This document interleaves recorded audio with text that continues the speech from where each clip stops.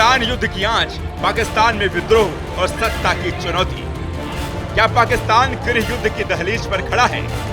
Iran पर America और Israel के हमले ने तेहरान में जितनी आग नहीं लगाई, उससे कहीं ज्यादा लपटें पड़ोसी मुल्क पाकिस्तान में उठ रही हैं।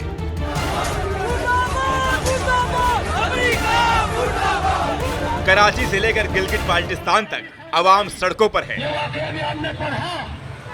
नारे अमेरिका के खिलाफ है, गुस्सा इजराइल पर है।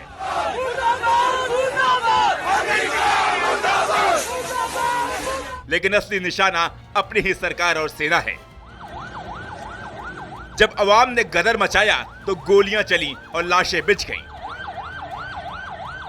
शहबाज शरीफ और जनरल आसिम मुनीर के लिए अमेरिका का साथ अब उनके अस्तित्व की सबसे बड़ी चुनौती बन गया है। कराची में कत्लेआम और दूतावास पर हमला।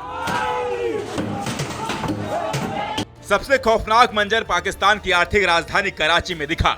ईरान के समर्थन में उतरे प्रदर्शनकारियों ने जब अमेरिकी दूतावास की ओर कूच किया तो पुलिस ने आपा खोल दिया। सीधी फायरिंग में 10 से अधिक प्रदर्शनकारियों की मौत हो गई और सैकड़ों घायल हैं। आक्रोशित भीड़ ने सुरक्षा घेरा तोड़ते हुए अमेरिकी दूतावास एक हिस्से को आग के हवाले कर दिया। आसमान में उठता धुआं गवाही दे रहा है कि पाकिस्तान की अवाम अब वाशिंगटन के इशारों पर चलने वाली अपनी सरकार को बर्दाश्त करने के मूड में नहीं है।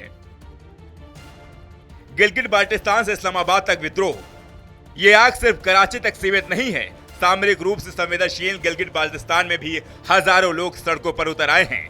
ईरान के साथ धार्मिक और सांस्कृतिक जुड़ाव रखने वाली यहाँ की आवाम इसे इस्लाम पर हमला मान रही है।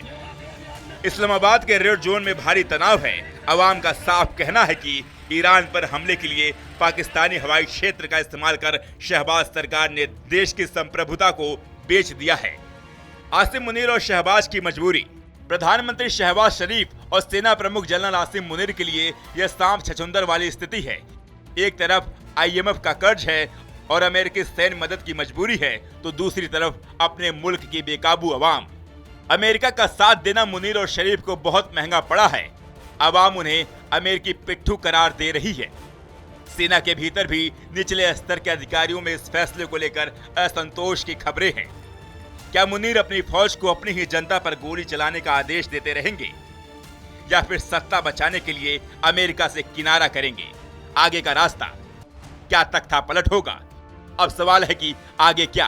पाकिस्तान के पास विकल्प सीमित है। मार्शल लॉ की आहट। अगर हालात नहीं संभले तो मुनीर पूरी तरह सत्ता हाथ में ले सकते हैं। Diplomatic U turn. जनता को शांत करने के लिए पाकिस्तान को अमेरिका के खिलाफ कड़ा बयान देना पड़ सकता है, जिससे वाशिंगटन नाराज होगा।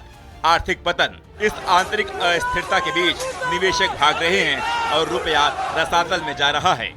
पाकिस्तान आज उस चौराहे पर खड़ा है जहां एक तरफ कुआं है तो दूसरी तरफ खाई। ईरान इजराइल युद्ध ने पाकिस्तान आंतरिक दरारों को चौड़ा कर दिया है। क्या शहबाज शरीफ की कुर्सी बच पाएगी? क्या जनरल आसिम मुनीर अवाम के इस गदर को कुचल पाएंगे?